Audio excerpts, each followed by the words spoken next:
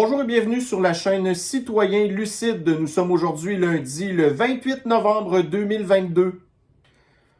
Nous allons débuter notre revue de l'actualité avec une nouvelle qui est parue ici dans le Daily Mail qui nous apprend que le département de police de la ville de San Francisco demande à pouvoir utiliser des robots tueurs. Donc, il semblerait que la ville soit équipée d'environ une douzaine de robots qui servent normalement, ça peut servir à toutes sortes d'affaires, en fait, là, que ça soit, admettons, pour du déminage, des trucs comme ça.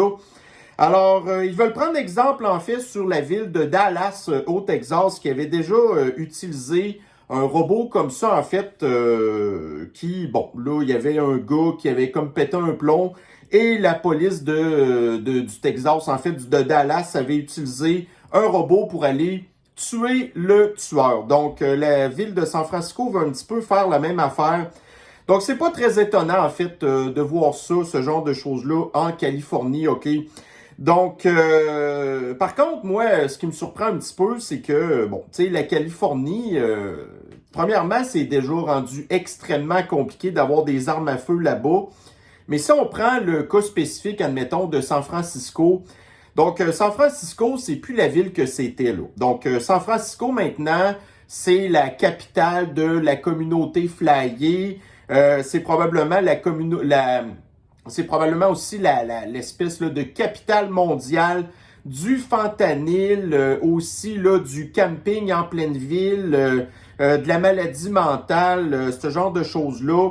C'est évidemment pas les personnes qui sont des républicains, des suprémacistes blancs ou des républicains, en fait, je pense que je l'ai dit, là, mais qui vont aller vivre dans ce genre de ville-là, OK? C'est une ville aussi qui est assez, on pourrait dire, au niveau de du mélange de couleurs, OK? Donc, bref, fait que je sais pas trop dans quel genre de circonstances qu'ils vont utiliser ça. Puis là, voyez-vous, ils prennent l'exemple de la ville de Dallas. Bon, fait que là, normalement, on dit « Ah, les tueries, ça se passe tout le temps dans les États républicains », alors qu'on sait que c'est pas vrai. Mais là, celle-là qui était effectivement arrivée à Dallas, mais Dallas, quand vous regardez, admettons, la carte électorale américaine, ben Dallas, c'est une ville qui vote démocrate. Donc, encore un exemple de violence. Mais voyez-vous, il y a de ça quelques semaines, je vous avais parlé d'un article ici. On avait appris que un des grands fabricants de robots de ce type-là aux États-Unis, donc la compagnie s'appelle Boston Dynamics, en fait. Et elle avait dit, je pense que c'était au mois de septembre, là, qu'elle ne prévoyait pas du tout équiper ses robots d'armes létales, donc pour enlever la vie prématurément du monde. Mais là, comme ils avaient dit, c'est qu'ils n'auront pas de contrôle, par contre, sur leurs clients, qu'est-ce qu'ils vont faire avec. Donc, bref, encore une espèce de bonne raison, je pense, de ne pas vouloir aller vivre en Californie. Et on est très loin de l'époque où comme dans le film Le flic de Beverly Hills ou quelque chose comme ça, où tout le monde rêvait un jour d'aller visiter la Californie, alors que maintenant, les Californiens s'en vont en Arizona, ils s'en vont au Texas, il y en a qui s'en vont en Floride, puis il y en a d'autres carrément qui déménagent maintenant au Mexique. Donc, dans la presse, ici, encore une fois, nouvelle stratégie fédérale. Donc, Justine qui va encore gaspiller 1,6 milliard de dollars pour l'adaptation au changement climatique. Donc, un autre article que j'ai vu aujourd'hui que je partage pas sur Facebook parce que c'était pas ultra important. Donc, vous avez Mélanie Joly qui a encore aujourd'hui annoncé plus de 2 milliards de dollars qui allait être gaspillé encore là, dans l'espèce de pacte là, asiatique, là, genre la Philippines, les Indonésies, pis ce genre de choses-là, à cause, entre autres, de la menace que ça représente maintenant la Chine. Donc, vous avez maintenant les pays occidentaux qui se rendent compte que la vraie menace, c'est pas le pays du tsar de l'Empire soviétique, mais que c'est vraiment plutôt la Chine. Mais là, ce qui est vraiment une menace au niveau du Canada, c'est entre autres le gouvernement de Trudeau, communiste, qui dépense encore l'argent pour l'espèce de scam des changements climatiques. Donc, c'est ça. Écoutez, de toute manière, on sait que cet argent-là, ça se retrouve dans des entreprises qui sont très souvent des amis du gouvernement. Puis en bout de ligne, ben, au bout d'une couple d'années, la compagnie fait faillite. Là, d'ailleurs, j'ai d'autres petits articles intéressants qui s'en viennent. Donc justement, alors dans le Daily Mail, on apprend la compagnie Beyond Meats. Donc ça, c'est l'espèce de compagnie qui a essayé de créer en fait de l'espèce de viande basée sur des plantes puis des affaires comme ça. Alors on apprend ici que dans une de leurs usines en Pennsylvanie, excusez, donc ils auraient trouvé l'an dernier à 11 reprises en fait des cas de listeria. Alors ça, c'est une bactérie en fait qui se retrouve dans les usines qui sont mal nettoyées. OK? Donc, la listeria, ben, ça rend malade pas mal, ça, là. C'est comme un petit peu la maladie là, du poulet, là. En tout cas, vous savez probablement de quel que je parle, mais là, vite comme ça, j'ai un blanc. Donc, c'est ça. Donc, encore une fois, vous avez l'extrême gauche qui veut nous inciter finalement à manger plus de la viande, en fait, et plutôt se tourner vers les Beyond Meats. Et donc, c'est ça. Alors, on voit que les usines, en fait, ben, ils sont... des gros problèmes sanitaires. Les gens vont tomber malades. Et de toute manière, je pense que vous avez parlé aussi la semaine passée de l'action de Beyond Meat qui, depuis la dernière année, avait perdu un très gros pourcentage. Donc, encore une fois, les délires de l'extrême gauche qui, tranquillement, pas vite, ça vient que ça fait pas mal toute patate. Ensuite, ici, un autre, un article qui, ça vaudrait la peine que vous lisiez, je pense, mais étant donné que nous, on fait seulement une petite revue rapide, un survol de l'actualité, j'entrerai pas dans les détails, mais vous avez ici, des Ukrainiens accueillis au Canada venaient de Chine. Bon, alors, vous avez ici Trudeau qui a, donné beaucoup de visas, en fait, à ses amis ukrainiens pour se sauver de la guerre en Ukraine. Mais on se rend compte qu'une grosse majorité des ressortissants ukrainiens qui sont venus au Canada viennent même pas de l'Ukraine. Ils viennent de la Chine, entre autres, mais de tout plein d'autres pays qui n'ont absolument rien à voir avec l'Ukraine. Donc, en tout cas, merci au moins TVA Nouvelles d'en avoir parlé, n'est-ce pas? Ici, donc, encore un article de Sniffles, Journal de Québec. À l'approche des fêtes, les Québécois, donc les Pakistanais, boudent leur dose de rappel. Ça, c'est vraiment une excellente nouvelle, en fait.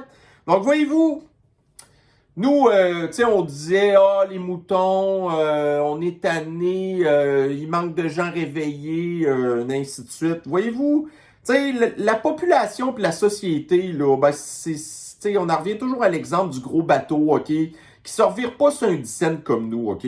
Mais là, voyez-vous, quand même, ça fait plus qu'un an et demi, en fait, que le poison, on l'a ici. Il y a des gens qui l'ont fait de bonne foi, en fait, qui se sont rendus compte qu'ils se sont fait flouer parce qu'ils l'ont pogné, que ça n'a pas rien fait, se sont rendus compte que la transmission s'était pas arrêtée avec le poison, et ainsi de suite. Mais là, maintenant, c'est ça. Donc, vous avez les Pakistanais qui disent maintenant, non, merci.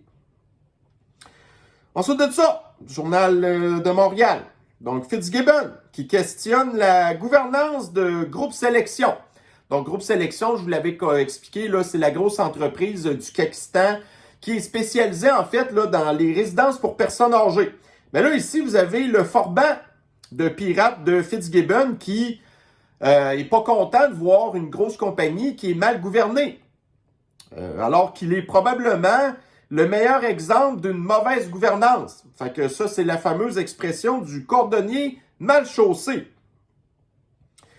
Donc, si la presse, le Parti québécois échoue à obtenir le strict minimum vital.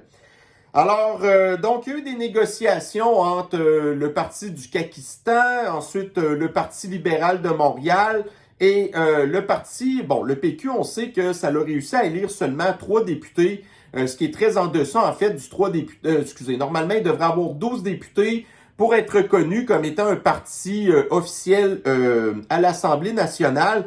Mais il y avait eu des espèces là, de négociations pour que le PQ puisse avoir un bureau à l'Assemblée nationale, puis certains budgets. Et finalement, bref, ils l'ont pas eu. Alors là, par contre, écoutez, on a les conservateurs qui avaient obtenu 13% du vote populaire. Et vous avez ici le PQ, 14,6%. Donc, 28% des électeurs n'ont aucune voix à l'Assemblée nationale. Ben là, le PQ va pouvoir poser une couple de questions, mais ce qui est un petit peu problématique là-dedans, c'est que le PQ va probablement pas poser des questions ultra pertinentes non plus, OK? Donc, c'est ça. Fait que 28% des électeurs n'ont quand même aucune représentation à l'Assemblée nationale. Puis après ça, on vient nous dire qu'on vit en démocratie.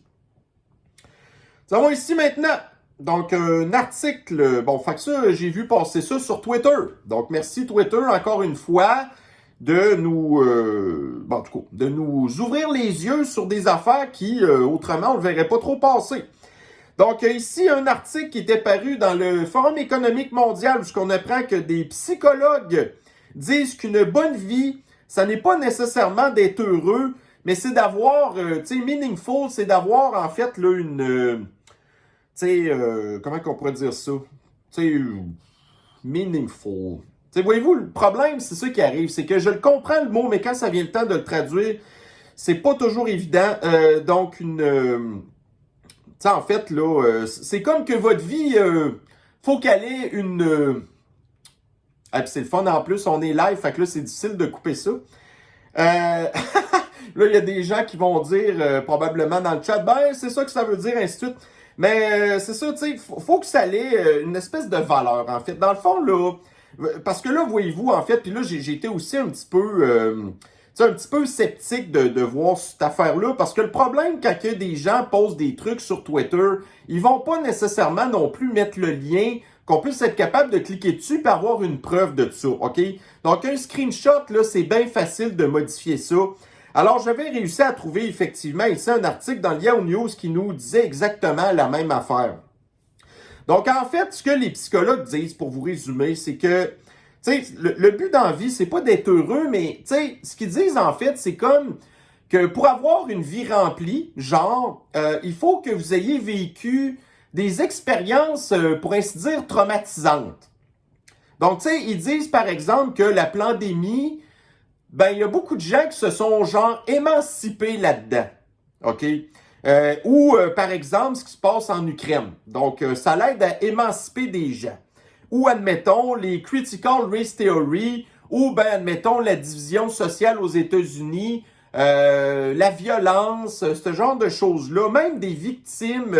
C'est comme ça que vous grandissez en dedans de vous, tu sais. Fait que plus que, genre, vous avez de la misère dans votre vie, puis plus que votre vie est enrichissante, genre. Fait que le but, c'est pas d'être, fait qu'on dirait en fait que ces psychologues-là, ils veulent comme... En tout cas, ils espèrent qu'il va y avoir de plus en plus de mauvaises expériences pour nous rendre malheureux, mais enrichir votre vie. Donc, grosso modo, les gens qui souffrent de syndrome post-traumatique ont une vie plus riche que vous. Parce que vous n'avez pas de problème, parce que vous faites des bons choix dans votre vie, ou vous avez eu de la chance, ou ce genre de choses-là. En tout cas. Alors, encore une fois, je pense que ça vaudrait la peine que vous y jetiez un œil quand vous voulez apprendre un petit peu à connaître, écoutez, des psychologues qui disent des affaires de même. Après ça, c'est le même genre de psychologue qui parle que, admettons, genre, les gens qui font de l'anxiété, de l'angoisse, l'éco-anxiété, les varianto-anxieux, ainsi de suite, que c'est genre des personnes qui ont une vie plus riche que la vôtre. Tu sais, je comprends ce qu'ils veulent dire, mais en tout cas, ça se tient pas debout. Et évidemment, c'est sûr que de voir le Forum économique mondial qui en parle, c'est pas très étonnant. Parce que s'il y en a qui créent des crises pour que les gens soient malheureux, qu'ils soient après ça traumatisés, qu'ils aient peur de tout, ben c'est bien le Forum économique mondial. Parce qu'ils ont besoin de ce genre de crise-là pour étendre de plus en plus leur contrôle sur nous, OK? Alors ici, dans Radio-Canada, donc Chemin Roxham, des enquêtes sur les passeurs, mais aucune accusation. Ben non, c'est sûr que Trudeau, il veut pas arrêter les passeurs. Parce qu'il veut avoir 500 000 immigrants illégaux qui rentrent au Canada toutes les années. Mais voyez-vous, les immigrants veulent pas venir au Canada. Les immigrants veulent aller en Europe, ils veulent aller aux États-Unis. Il y en a pas mal qui savent même pas c'est quoi le Canada, OK? Mais en bout de ligne, ben c'est ça. Fait que si on va avoir notre espèce de quota de Justine d'avoir 500 000 immigrants, ben il va falloir que, tu sais, voyez-vous, la majorité des immigrants qui rentrent au Canada passent par le chemin Roxham. Fait que c'est sûr qu'ils vont pas les arrêter. Sinon, ils réussiront pas à avoir leur objectif de 500 000 immigrants illégaux. Ensuite encore, le Forban pirate de Fitzgibbon qui dit, qui défend le recours à la firme McKinsey. Bon, écoutez, moi, il y a une affaire que je trouve de positif là-dedans. Première affaire, c'est que là, voyez-vous, ça se parle dans le Journal de Québec, OK? Mais là, l'affaire, c'est que McKinsey, ça se parle depuis le printemps 2020. Donc, l'histoire là de l'article du Devoir qui avait dit en fait que Fasciste Legault ne voulait pas donner le détail de l'espèce de contrat qu'il avait donné à McKinsey pour les confinements. Puis en bout de ligne, on a appris ça que c'est eux qui étaient en charge de la campagne d'empoisonnement de la population. Puis là, vous avez eu, donc nous, on en parle McKinsey depuis un bout, puis on le sait en plus que c'est relié au Forum économique mondial et ainsi de suite. Mais on a entendu parler, bon, de le fameux article de Thomas Gerbet au mois de septembre. Donc, il était paru, attendez, son article était paru, c'était avant les élections? Ouais, c'est paru un peu avant les élections, mais voyez-vous, de toute manière, ça n'a pas changé le cours de l'élection. Alors, c'est ça. Fait que vous avez quand même Thomas Gerbet qui, fait partie des médias mainstream, mais qui est un petit peu, qui va pas dans le même sens que ses collègues. OK? Et là, vous avez, 2 mois plus tard, le Journal de Québec qui commence à parler de McKinsey. Donc, le bon côté là-dedans, c'est que ça commence à se parler, OK? Puis d'ailleurs aussi, on en a déjà discuté, l'espèce de rapport sénatorial qu'il y avait eu en France pendant l'été, qui a tiré à boulet rouge, en fait, sur le gouvernement de Macroute, qui utilise beaucoup, beaucoup McKinsey. Mais là, en fait, c'est que plus ça va se parler, plus qu'à un moment donné, la population va en avoir ras-le-bol, que les médias vont peut-être commencer à faire des vraies enquêtes, OK? Et aussi, à un moment donné, c'est peut-être les syndicats qui vont venir qu'à se réveiller. Parce que vous savez, les syndicats de la fonction publique, ils dénoncent tout le temps quand que le gouvernement donne à l'entreprise privée des contrats, OK? Donc, vous avez, admettons, Québec solidaire qui chiale sur le fait que Groupe Sélection a beaucoup de résidences pour personnes âgées et eux disent que ça serait mieux géré si c'est le gouvernement qui gérerait ça. Alors qu'on sait qu'est-ce qui se passe dans les CHSLD. C'est encore pire que les RPA de sélection, OK? Mais là, les syndicats, quand ils vont voir que le gouvernement se fie plus à McKinsey, qui est une entreprise privée, en plus non québécoise, que ses propres fonctionnaires, ben éventuellement, peut-être que vous allez avoir aussi les syndicats qui vont embarquer là-dedans et entraîner par le fait même, les fonctionnaires. Ensuite, dans le monde, donc le sentiment de déclassement des classes moyennes a toutes les chances de s'aggraver sans une révolution fiscale et sociale. Bon. Alors, le monde, c'est l'extrême gauche. Alors, eux, on sait que ce qu'ils voudraient, c'est le communisme, OK? Alors qu'on vit déjà du communisme, OK? Déguisé, si on peut dire. Mais oui, donc on voit que le grand reset est en train d'appauvrir la classe moyenne et de la faire disparaître. Donc, la classe moyenne est remplacée par la classe des plus pauvres et vous avez une très faible minorité qui s'enrichit plus. Donc là, une révolution fiscale, ça veut dire quoi? Ça veut dire de taxer plus les riches qui vont faire quoi?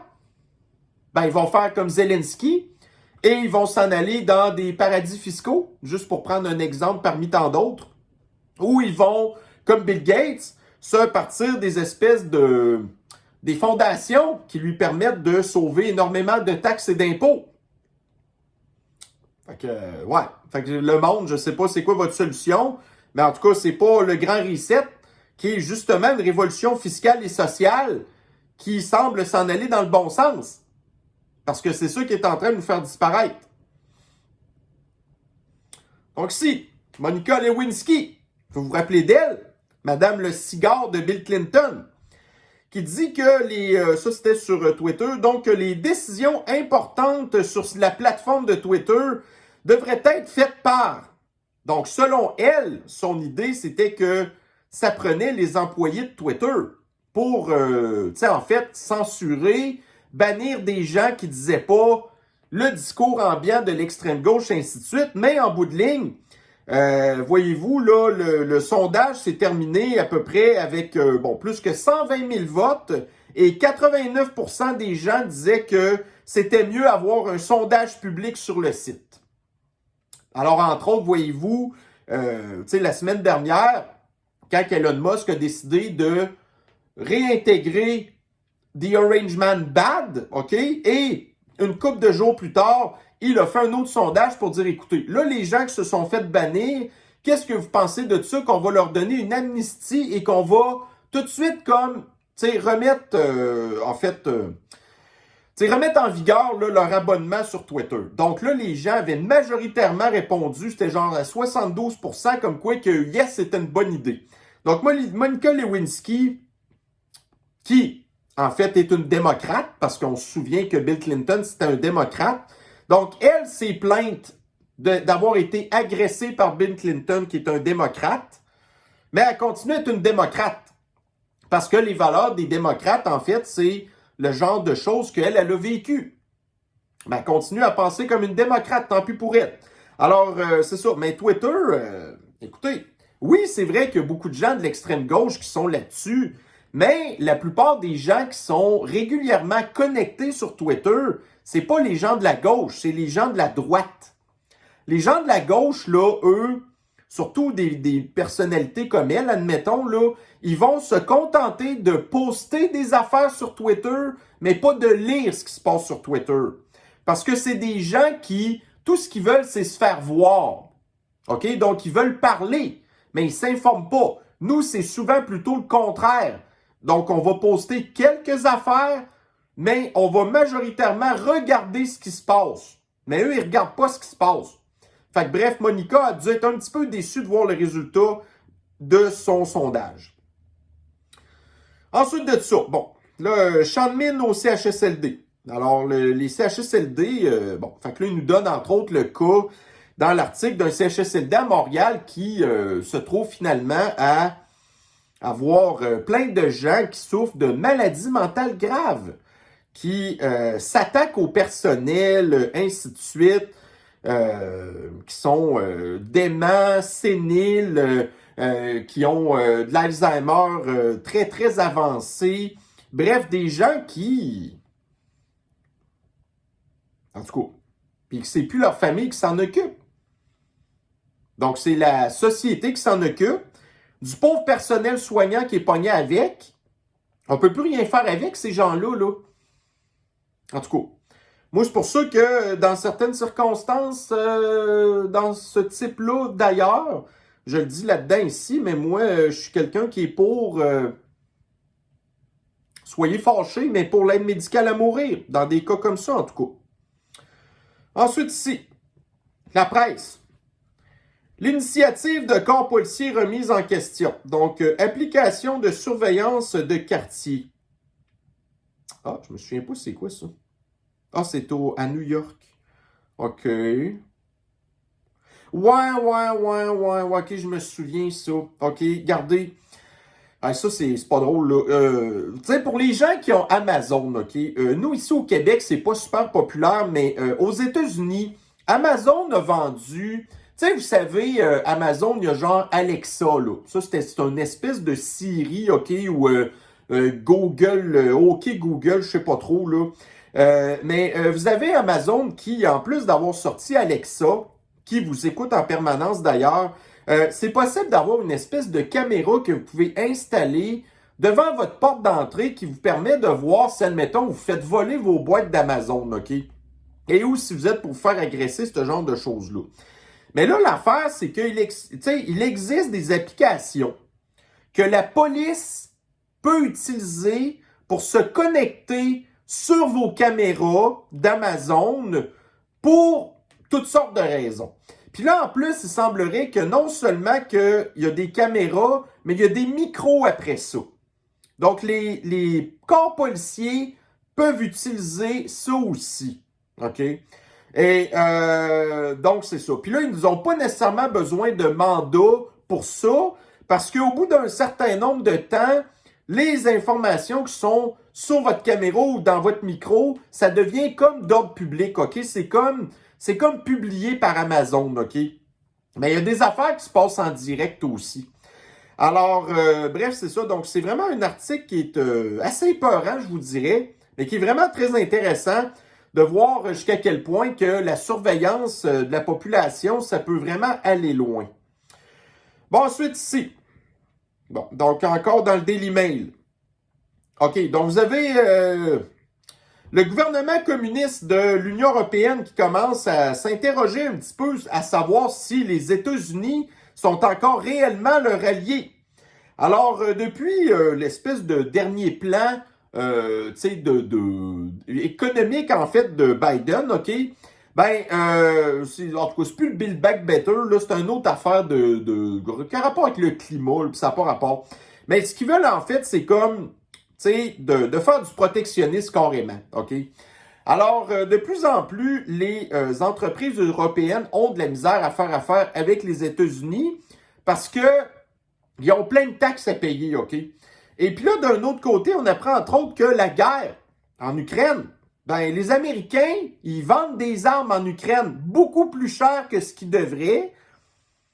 Donc, voyez-vous, la machine de guerre des Américains, ben, vend ses cochonneries au pays du poudré. Puis le pire, c'est que, tu sais, genre, les Américains donnent de l'argent à l'Ukraine, qui redonnent cet argent-là aux Américains pour acheter des armes américaines. Donc ça, c'est du blanchiment d'argent, OK? Mais c'est ça. Fait que bref, tout ça, de voir que l'Union européenne, en fait, se rende compte que sont peut-être, en fait, l'espèce de petit chien de compagnie des États-Unis, ben éventuellement, il va être temps qu'ils se réveillent. Bon, ici, dans le CNews, encore une fois, donc, Monsieur De Vecchio, il y a un climat de violence dans le métro, ça participe au climat d'insécurité dans le pays. Bon, donc on voit ici, vol dans les transports en commun. Donc, 93% de vols sans violence, fait que ça, c'est genre des pickpockets, et vous avez 81% de vols avec violence. Donc ça, je pense que c'est l'augmentation des affaires, là. Ah, transport. Quel port de délinquants étrangers? Oh. Donc, 93% des vols sans violence, c'est des délinquants étrangers. Et 81% des vols avec violence sont des délinquants étrangers. Intéressant. Bon, alors ici, nous avons dans le True North. Donc, on apprend que la Colombie-Britannique, qui est en réalité la Californie du Canada, qui viennent de révéler qu'il va y avoir une carte de crédit qui, en fait, va calculer votre empreinte carbone. Donc, éventuellement, ça va devenir le crédit social carbone. Donc là, pour les gens qui disent « Ouais, ça n'a pas de bon sens », l'affaire, c'est que ici, dans le Forbes, donc c'est un article qui remonte à 2019. Mais tu sais, vous savez comment est-ce que la Scandinavie est un petit peu à l'avant-garde, pas toujours pour les bonnes affaires. Donc, on avait appris comme ça qu'en Suède, il y avait déjà une carte de crédit comme ça qui existait, qui, chaque fois que vous utilisez la carte, mais la carte, elle calcule, tu sais, votre empreinte carbone de l'achat que vous avez fait, puis rendu à un certain niveau, ben là, votre carte est comme bloquée, parce que là, elle considère que vous avez émis assez de gaz à effet de serre. Donc là, la Colombie-Britannique vient de rentrer une carte comme ça. Mais bon, écoutez, est-ce que beaucoup de gens vont prendre ça? Sûrement pas. Mais bon, c'est là pareil. Alors ici, le devoir. OK, l'esprit de corps va-t-il se fissurer? Ben voyez-vous, ça va un petit peu rechercher l'article de la presse que je vous ai parlé tantôt, OK? On parle entre autres ici de la Chine aussi, me semble, là. Comme quoi que le contrôle social en Chine commence à avoir ses limites pas mal. Mais bref, encore là, donc je pense que les affaires que je vous ai parlé tantôt, c'est dans cet article-là. Mais grosso modo, ça revient pas mal au même, OK? Mais voyez-vous, le Devoir puis la presse, c'est deux médias complètement différents. Puis là, il y en a un qui parle de la Chine, puis l'autre parle, entre autres, là, du contrôle social, comme je vous ai expliqué à New York tantôt avec Amazon et ainsi de suite. Mais bon, en tout cas, tout ça pour vous montrer et vous prouver en fait que les histoires se répètent. Alors ici, donc vous savez, au Qatar, c'est la Coupe du monde de soccer de la FIFA. Donc la France, première qualifiée en huitième de finale. Donc on voit la photo ici. La France. La France grand remplacée. Savez-vous, en plus, l'affaire, c'est que, tu sais, vous avez après ça plein d'immigrants illégaux qui pensent qu'ils vont pouvoir s'en aller en France et devenir des espèces de célébrités ultra riches parce qu'on sait que, tu sais, voyez-vous, ces gars-là là, qui sont dans les équipes de foot, là, parce que le soccer en France, c'est du foot, là, sont ultra riches. Donc, tu sais, le rêve de ces immigrants-là illégaux, ben, c'est de devenir riche pour aller jouer au foot. C'est un petit peu comme nous ici, à Star Academy. Toi, c'est quoi ton rêve dans la vie? Moi, je vais être chanteuse! Ben oui, c'est ça. Tu vas vraiment t'en aller loin dans la vie avec ça. Hein? Mais bref, tout ça pour dire que la France, ouais, OK. De post-millénial. Ben oui. Là, vous avez ici, encore une fois, Trudeau qui va faire un amendement à la loi pour bannir la majorité des armes à feu au Canada.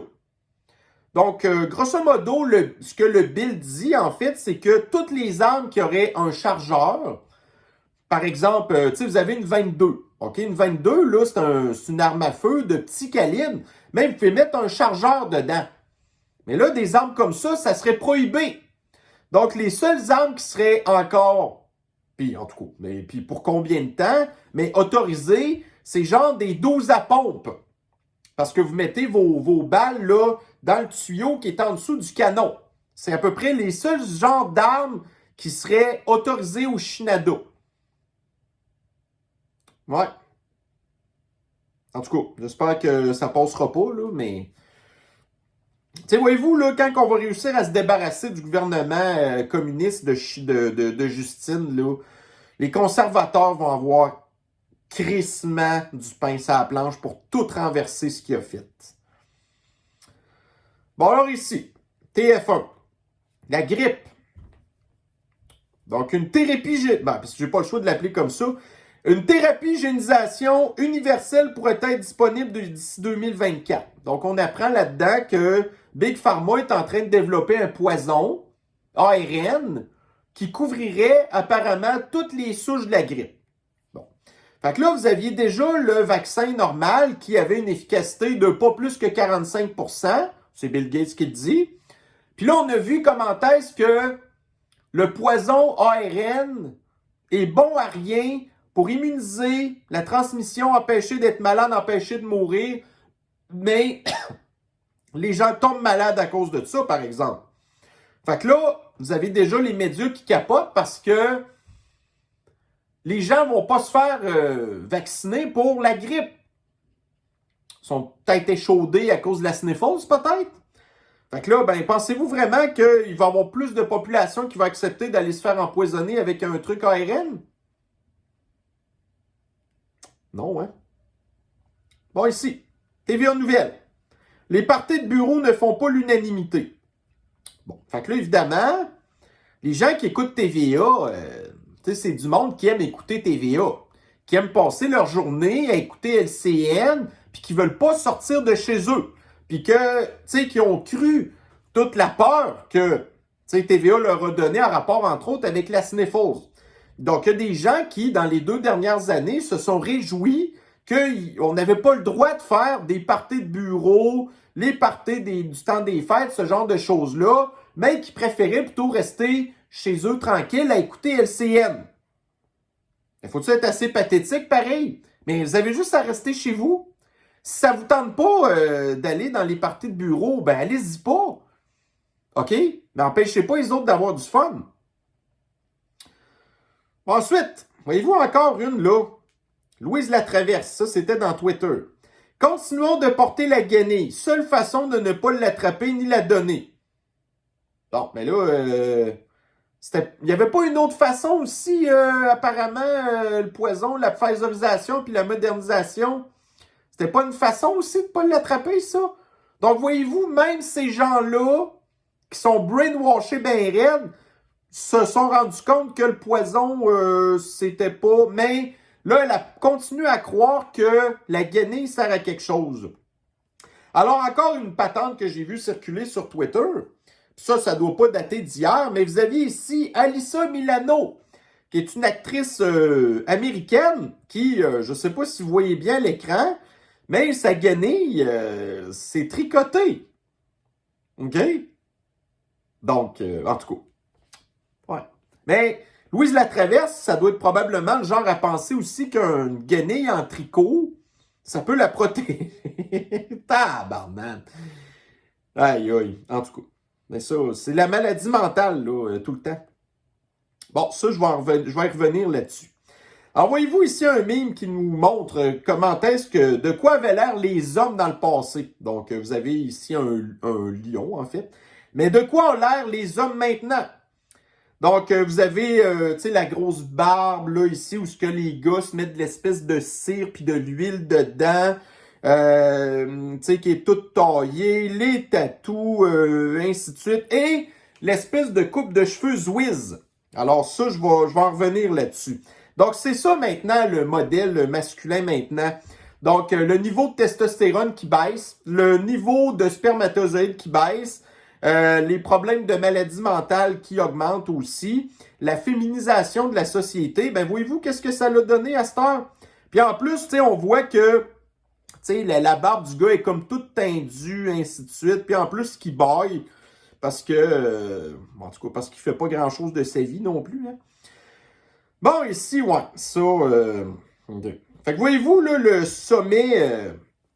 sommet des grandes entreprises de la Thaïlande en 2022. Alors là, on voit qu'un des invités de ça, c'est Klaus Schwab. Mais voyez-vous en arrière-plan, le symbole. Le symbole, il vous rappelle pas un petit peu une espèce de croix d'un certain Troisième Reich, d'un parti politique, d'un monsieur avec une moustache un peu louche de la Deuxième Guerre mondiale? Mais on le sait que Klaus Schwab, en fait, c'en est un, lui. Parce que, tu sais, il n'est pas nécessairement... Bon, d'après moi, ça doit être un antisémite, là, j'ai l'impression, mais lui, il est plus qu'antisémite, il est anti-humanité. Donc, on va utiliser la croix gammée comme symbole pour exprimer le fait qu'on est anti-humanité. Alors ici, vous avez dans des Epoch Times. Donc, on apprend que Fauci défend les confinements. Il dit que la Chine est une inspiration pour les confinements avec sa politique de zéro sniffles. On va en parler un petit peu plus tard de ça. OK? Donc, on voit que les mondialistes sont inspirés par le modèle chinois. Mais on va voir où est-ce qu'il s'en va, le modèle chinois. Alors, justement... Ah, OK, non. TVA Nouvelle.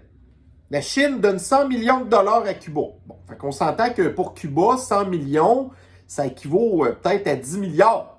En tout cas, façon de parler, parce que vous savez, le coût de la vie, c'est pas pareil à Cuba. Mais là, l'affaire, c'est que dans l'article en question, on apprend que Cuba a beaucoup de dettes envers la Chine. Et qu'est-ce qui se passe quand un pays a beaucoup de dettes envers un autre pays? Ben, en bout de ligne, le pays, il t'appartient plus. Donc, vous avez juste à voir, mettons, Sri Lanka, ce qui est arrivé, ou, par exemple, d'autres pays. Ah oui, je n'avais déjà parlé à un moment donné, un gros aéroport, là, je me souviens plus dans quel pays d'Afrique, quelque chose comme ça, qui croulait sous les dettes, puis là, en bout de ligne, maintenant, ben, l'aéroport en question sous contrôle chinois. Ben là, Cuba va tomber sous contrôle chinois. Fait que ce qu'on peut blâmer là-dedans, oui, l'embargo américain qui n'a pas aidé, mais quand même, l'obstination de Cuba à rester communiste, ça ne l'a pas aidé non plus. Mais ils ont accepté les pots de vin de la Chine communiste. Pensaient que la Chine allait être là pour les entraider. Mais là, vous souvenez-vous ce qui s'était passé pendant la guerre froide? La crise des missiles de Cuba. Pourquoi? Parce que, dans le fond, Cuba avait des gros contacts avec les Soviétiques de l'URSS. Mais là, maintenant, si la Chine prend le contrôle de Cuba, qu'est-ce qui nous garantit pas que la Chine va peut-être pas vouloir éventuellement refaire une espèce de crise des missiles de Cuba 2.0, n'est-ce pas?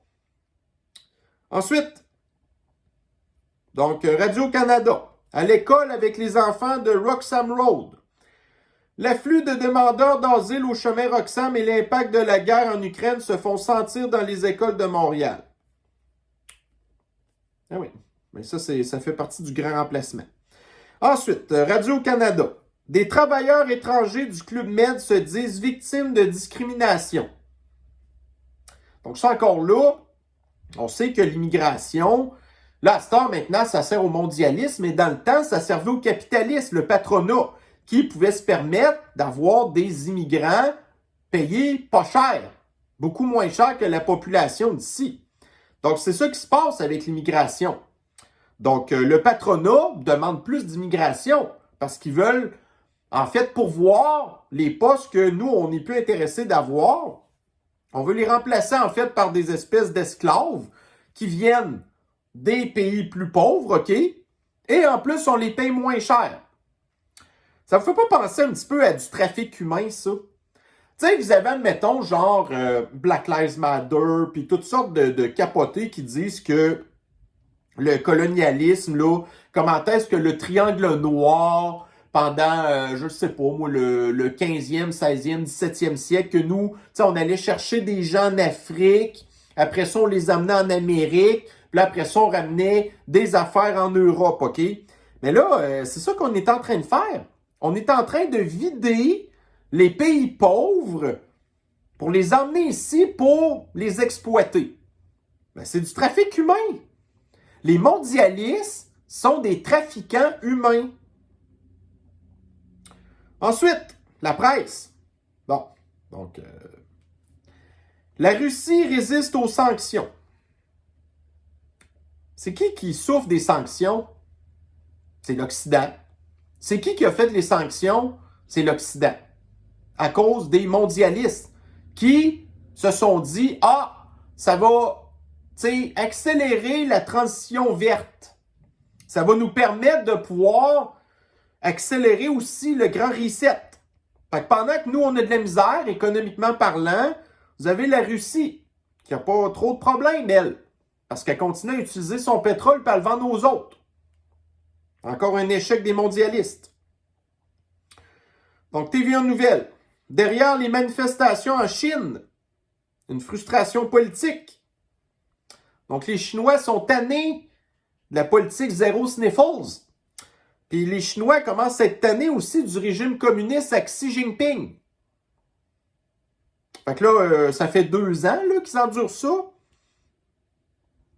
Ben, bravo aux Chinois. J'ai, je pense, d'autres articles là-dessus. Donc, en 3 ans, ce virus a plus transformé l'économie mondiale que bien des révolutions. Ben oui, mais là, c'est sûr. Ah, la pandémie, ça va être une occasion de pouvoir faire le grand reset. Ça vous rappelle-tu quelque chose, ça? À Shanghai, un vent de liberté sans précédent. Bravo aux Chinois. Bravo. Il va y avoir des victimes de tout ça, mais pas le choix, là. Donc, Journal de Québec. Un projet de 380 millions de dollars verra le jour à la baie James. Bon, fait que là, vous avez les environnementalistes qui chiolent tout le temps contre les mines au Québec. Puis là, ben, il va y avoir une mine de 380 millions de dollars de lithium.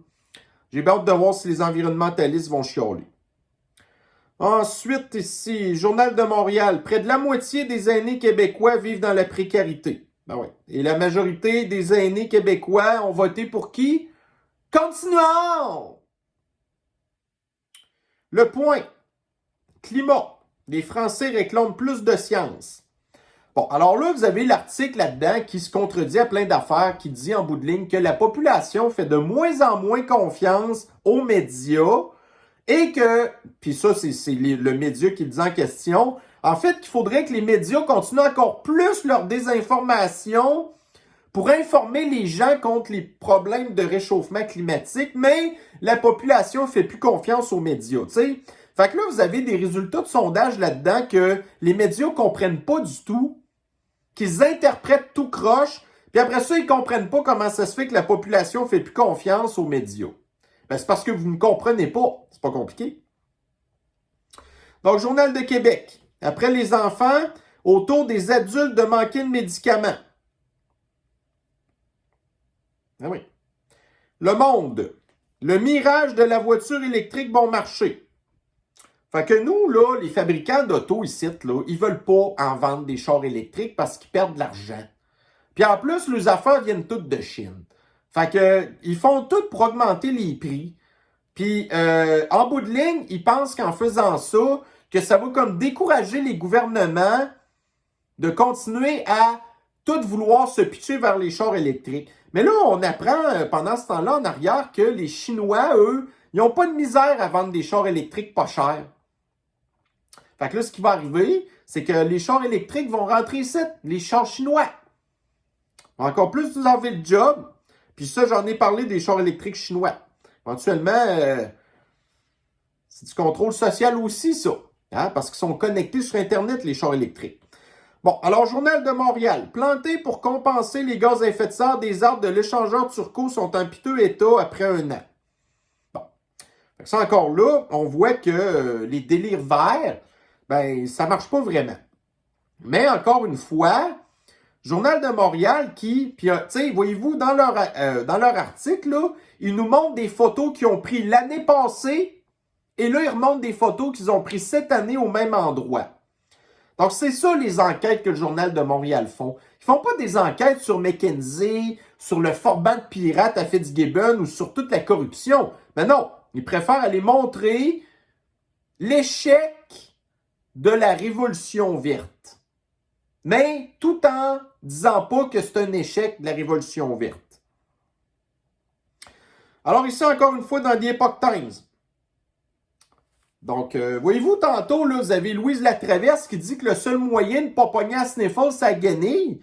Ben là, vous avez ici Fauci, qui est pourtant la référence de des Louise Latraverse, entre autres, et il dit qu'en fait, il n'est pas capable de nommer aucune étude qui prouve l'efficacité de la guenille pour empêcher de pogner la Sniffles. Mais Louise Latraverse, elle sait plus que Fauci. Dans le Daily Mail, donc les enfants obèses et qui ont un surpoids ont un cerveau moins développé que leur père selon une étude. Et il y a de ça quelques semaines, je vous avais montré qu'il y avait des études qui disaient que les gens obèses ont un cerveau plus vieux que les gens qui sont pas obèses. Et que si vous preniez une diète, là, ça aidait comme à rajeunir votre cerveau. Ou du moins, en tout cas, à pas le rempirer, mettons. Bon. Mais là, les enfants, si vous avez 75 ans, vous êtes obèse. Bon. Mais là, vous avez 8 ans puis vous êtes obèse. Puis là, on voit que vous avez des problèmes de cerveau. Puis après ça, des problèmes d'anxiété, des problèmes de maladie mentale, toutes sortes de problèmes encore. Daily Mail. Donc, vous avez ici la Maison-Blanche qui condamne la Chine qui s'est attaquée, en fait, aux protestants, en tout cas, à cause de l'histoire de la politique Sniffles. Mais où était la Maison-Blanche pendant les 2 dernières années où est-ce qu'il y a eu d'autres manifestations en Occident de gens qui se sont fait battre par le gouvernement? Là, la Maison-Blanche, en Chine, c'est pas correct, mais en Occident, c'est correct. Alors, donc, vous avez ici la Maison-Blanche qui dit que la politique zéro Sniffles en Chine, ça fonctionne pas, mais il continue à pousser le poison et vos doses de rappel de poison. Okay? Donc, voyez-vous, là, ici, vous avez 2 dictatures avec des visions différentes, mais avec les mêmes résultats. Donc, en cas de pandémie de Sniffles, la politique zéro Sniffles en Chine ou la campagne d'empoisonnement aux États-Unis. Est-ce qu'une des 2 campagnes fonctionne mieux que l'autre? Les 2 ne fonctionnent pas. La seule qui nourrit en pleine face, c'est la Sniffles qui continue à faire ses petits variants puis à contaminer la population. Bon, alors voyez-vous ici, là, ouais, là, on l'a. Ça, là, c'est un gars qui passe régulièrement à TV, qui a fait partie des Dragons. Je me souviens pas de son nom, là. J'en ai rien à battre, en fait. Donc, vous avez ici, il y avait un sondage qui était... ça, je pense, c'était sur Instagram. Donc, surpopulation, changement climatique, êtes-vous éco-anxieux? Donc, 55% non. Mais moi, c'est le Zwiz, là. Le gars du Zwiz, avec sa petite barbe taillée, et ainsi de suite. Ça me rappelle pas le mime de tantôt que je vous ai montré? Tu sais, dans le temps, là, il y a de ça, il y a eu plusieurs années, des gars avec des Zwiz, c'était genre, tu sais, des gars un petit peu badass, tu sais, des dudes, là, qui faisaient, admettons, là, du surf ou ce genre de choses-là, tu sais, qui aimaient la nature puis tout ça. Mais là, vous avez ce gars-là qui doit passer probablement plus de temps devant son miroir à tous les jours que sa conjointe, puis ça, c'est s'il y a une conjointe, là, lui, très possiblement plus de chances d'être homosexuel que d'autres choses, OK? Mais c'est pas grave, tu sais, pour bien paraître, il y a une conjointe. Mais là, tu sais, il y a une salle de bain, chacun avec leur évier, genre, puis leur miroir, là, puis lui passe plus de temps à se préparer que sa blonde le matin, là, tu sais. Parce que c'est rendu ça, les hommes à cette heure. Les hommes aux whiz. Les hommes aux whiz. Donc, ceci met fin à cette capsule de l'actualité d'aujourd'hui. Donc, j'ai reculé un petit peu plus dans le passé parce que je n'avais pas fait de revue de l'actualité vendredi. Donc, c'est sûr qu'il y a une couple d'articles là-dedans qui datent d'une couple de jours. Mais voyez-vous, c'est toujours encore d'actualité. Donc, on continue à surveiller l'actualité. Donc, comptez sur nous pour revenir avec de futures capsules. Et je vous souhaite une bonne semaine à vous. Bye bye.